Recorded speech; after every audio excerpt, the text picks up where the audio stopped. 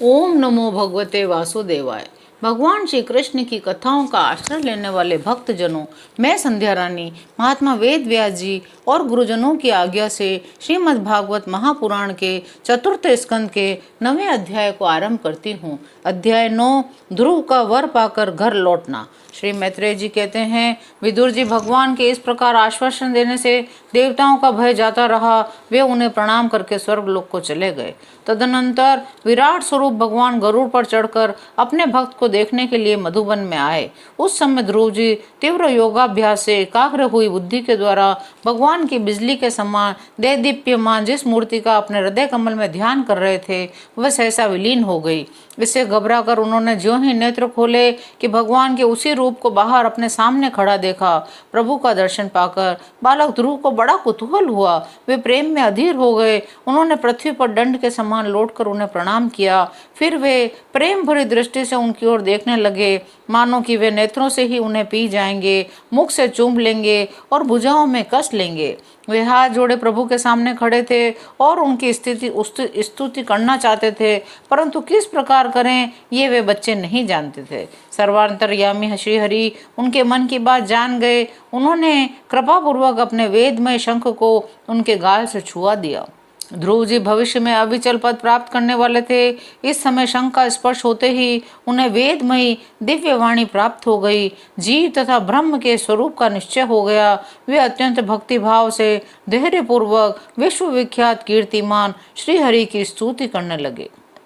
ध्रुव जी बोले, प्रभु आप सर्वशक्ति संपन्न हैं। आप ही मेरे अंतःकरण में प्रवेश कर अपने तेज से मेरी इस सोई हुई वाणी को सजीव करते हैं और हाथ पैर कान त्वचा आदि अन्य अन्य इंद्रियों एवं प्राणों को भी चेतनता देते हैं। मैं आप अंतर्यामी भगवान को प्रणाम करता हूँ। भगवान आप एक ही हैं, परंतु अपनी अनंत गुणमयी माया शक्ति से इस महदादि संपूर्ण प्रपंच को रचकर अंतर्यामी रूप से उसमें प्रवेश कर जाते हैं और फिर इसके इंद्रियादि असद गुणों में उनके अधिष्ठात्र देवताओं के रूप में स्थित होकर अनेक रूप भासते हैं। ठीक वैसे ही जैसे तरह तरह की लकड़ियों में प्रकट हुई आग अपनी उपाधियों के अनुसार भिन्न भिन्न रूपों में भासती है। हे नाथ, सृष्टि के आरंभ में ब्रह्मा जी ने भी आपकी शरण लेकर आपके दिए हुए ज्ञान के प्रभाव से ही इस जगत को सोकर उठे हुए पुरुष के समान देखा था। दीनबंधु उन्हीं आपके चरण तल का मुक्त पुरुष भी आश्रय लेते हैं। कोई भी कृतज्ञ पुरुष उन्हें कैसे भूल सकता है। हे नाथ, आपके चरण कमलों का ध्यान करने से, आपके भक्तों के पवित्र चरित्र सुनने से प्राणियों को जो आनंद प्राप्त होता है वह निजानंद स्वरूप ब्रह्म में भी नहीं मिल सकता। फिर जिन्हें काल की तलवार काटे डालती है, उन स्वर्गीय विमानों से गिरने वाले पुरुषों को तो वह अनंत सुख मिल ही कैसे सकता है। अनंत परमात्मन, मुझे तो आप उन विशुद्ध हृदय महात्मा भक्तों का संग दीजिए जिनमें आप अविच्छिन्न भक्ति भाव है।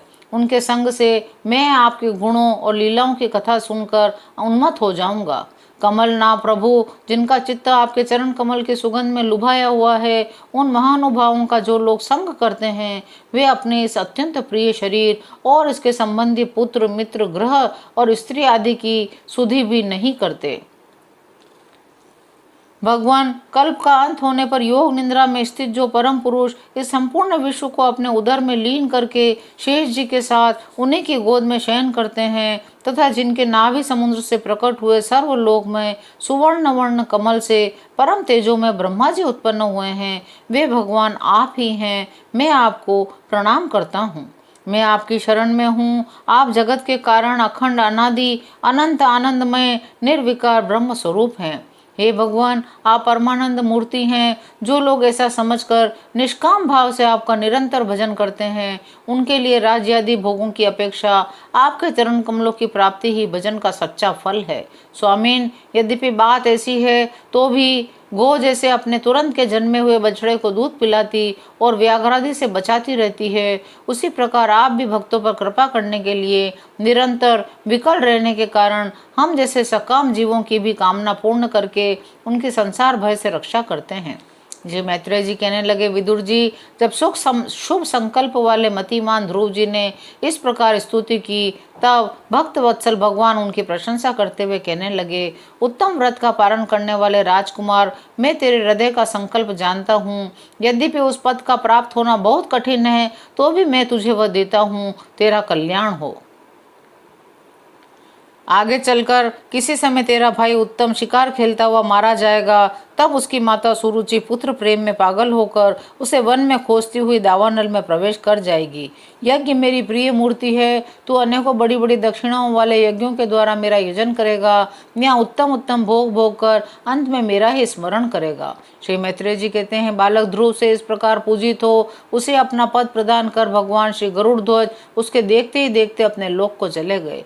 प्रभु की चरण सेवा से संकल्पित वस्तु प्राप्त हो जाने के कारण यद्यपि ध्रुव जी का संकल्प तो निवृत्त हो गया, किंतु उनका चित्त विशेष प्रसन्न नहीं हुआ।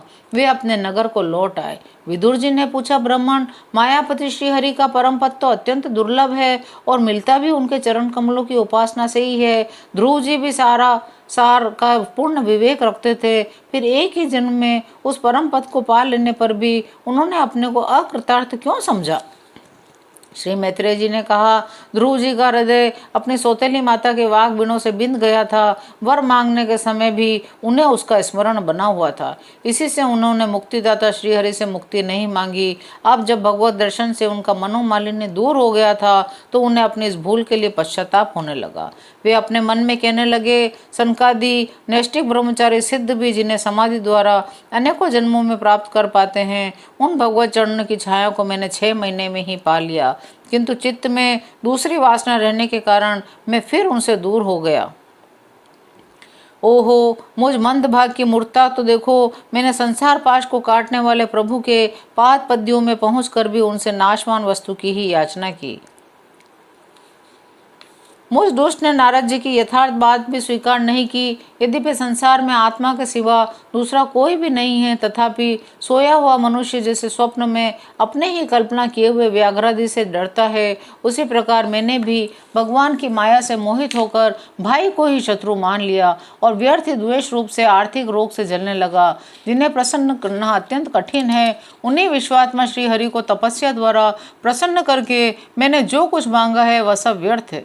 मैं बड़ा भाग्यहीन हूँ। संसार बंधन का नाश करने वाले प्रभु से मैंने संसार ही मांगा। मैं बड़ा ही पुण्यहीन हूँ। श्री मैत्रेय जी कहते हैं, तुम्हारी तरह जो लोग श्री मुकुंद पादारविंद मकरंद के ही मधुकर हैं, जो निरंतर प्रभु की चरण रज का ही सेवन करते हैं, जिनका मन अपने आप आई हुई सभी परिस्थितियों में संतुष्ट रहता है, वे भगवान से उनकी सेवा के सिवा अपने लिए और कोई पदार्थ नहीं मानते।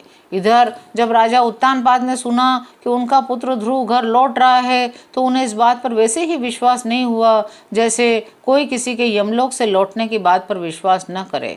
उन्होंने सोचा, मुझ अभागे का ऐसा भाग्य कहाँ, लेकिन फिर उन्हें देवर्षि नारद की बात याद आ गई। इससे उनका इस बात में विश्वास हुआ और वे आनंद के वेग से अधीर हो उठे। उन्होंने अत्यंत प्रसन्न होकर समाचार लाने वाले को बहुमूल्य हार दिया। राजा उत्तानपाद ने पुत्र का मुख देखने के लिए उत्सुक होकर बहुत से ब्राह्मण, कुल के बड़े बूढ़े मंत्री, बंधुजनों को साथ लिया। एक बढ़िया घोड़ों वाले सुवर्ण जटित रथ पर सवार होकर वे नगर के बाहर आए। उनकी दोनों रानियां सुनीति और सुरुचि भी सुवर्णमय आभूषणों से विभूषित होकर राजकुमार उत्तम के साथ पालकियों पर चढ़कर चल रही थी। ध्रुव जी उपवन के पास आ पहुंचे। उन्हें देखते ही महाराज उत्तानपाद तुरंत रथ से उतर पड़े। पुत्र को देखने के लिए वे बहुत दिनों से उत्कंठित हो रहे थे। उन्होंने झटपट आगे बढ़कर प्रेमातुर हो लंबी लंबी सांसें लेते हुए ध्रुव को भुजाओं में भर लिया। अब ये पहले के ध्रुव नहीं थे। प्रभु के परम पुनीत पाद पद्यों का स्पर्श होने से इनके समस्त पाप बंधन कट गए थे। तदनंतर सज्जनों में अग्रगण्य ध्रुव जी ने पिता के चरणों में प्रणाम किया। उनसे आशीर्वाद पाकर कुशल प्रश्नादि से सम्मानित हो दोनों माताओं को प्रणाम किया। छोटी माता सुरुचि ने अपने चरणों पर झुके हुए बालक ध्रुव को उठाकर हृदय से लगा लिया और चिरंजीवी रहो ऐसा आशीर्वाद दिया। उत्तम और ध्रुव दोनों ही प्रेम से विह्वल होकर मिले। एक दूसरे के अंगों का स्पर्श पाकर उन दोनों के ही शरीर में रोमांच हो आया और नेत्रों से बार बार आंसुओं की धारा गिरने लगी। वीरवर विदुर जी, वीर माता सुनीति के स्तन उसके नेत्रों से झरते हुए मंगलमय आनंद अश्रुओं से भीग गए। उनसे बार बार दूध बहने लगा। उस समय पूर्ववासी लोग उनकी प्रशंसा करते हुए कहने लगे, महारानी जी, आपका लाल बहुत दिनों से खोया हुआ था, सौभाग्यवश अब वह लौट आया। यह हम सबका दुख दूर करने वाला है। यह बहुत दिनों तक भूमंडल की रक्षा करेगा। आपने अवश्य ही शरणागत भय भंजन श्री हरि की उपासना की है। उनका निरंतर ध्यान करने वाले धीर पुरुष परम दुर्जय मृत्यु को भी जीत लेते हैं। इस प्रकार जब सभी लोग ध्रुव के प्रति अपना लाड़ प्यार प्रकट कर रहे थे, उसी समय उन्हें भाई उत्तम के सहित हथीने पर चढ़ाकर महाराज उत्तानपाद ने बड़े हर्ष के साथ राजधानी में प्रवेश किया। उस समय सभी लोग उनके भाग्य की बड़ाई कर रहे थे। नगर में बहुत ही सजावट थी। सुंदर दरवाजे बनाए गए थे। फल फूलों के गुच्छों सहित केले के खंभे और सुपारी के पौधे सजाए गए थे। नगर के चौक, गलियों, अटारियों और सड़कों को झाड़ बुहार कर उन पर चंदन का छिड़काव किया गया था। जहाँ तहाँ खील, चावल, पुष्प, फल, जौ एवं अन्य मांगलिक उपहार सामग्रियाँ सजी हुई थी। इस प्रकार उनके मनोहर गीत सुनते हुए ध्रुव जी ने अपने पिता के महल में प्रवेश किया। फिर श्रेष्ठ भवन महामूल्य मणियों की लड़ियों से सुसज्जित था। उसमें अपने पिताजी के लाड़ प्यार का सुख भोगते हुए वे उसी प्रकार आनंद पूर्वक रहने लगे जैसे स्वर्ग में देवता लोग रहते हैं। वहाँ दूध के फेन के समान सफ़ेद और कोमल शैयाएँ, हाथी दांत के पलंग, सुनहरी कामदार पर्दे, बहुमूल्य आसन और बहुत सा सोने का सामान था। उस महल के चारों ओर अनेक जाति के दिव्य वृक्षों से सुशोभित उद्यान थे, जिनमें नर और मादा पक्षियों का कलरव और मत वाले भौरों का गुंजार होता रहता था। राजा उत्तानपाद ने अपने पुत्र के अति अद्भुत प्रभाव की बात देवर्षि नारद से पहले ही सुन रखी थी। अब उसे प्रत्यक्ष वैसा ही देखकर उन्हें बड़ा आश्चर्य हुआ। फिर यह देखकर कि अब ध्रुव तरुण अवस्था को प्राप्त हो गए हैं, अमात्य वर्ग उन्हें आदर की दृष्टि से देखते हैं और प्रजा का भी उन पर अनुराग है, उन्होंने उन्हें निखिल भूमंडल के राज्य पर अभिषिक्त कर दिया और आप वृद्धावस्था आई जानकर आत्मस्वरूप का चिंतन करते हुए संसार से विरक्त होकर वन को चल दिए। 9वां अध्याय यहाँ विराम लेता है। शेष अगले अंक में। जय श्री कृष्ण।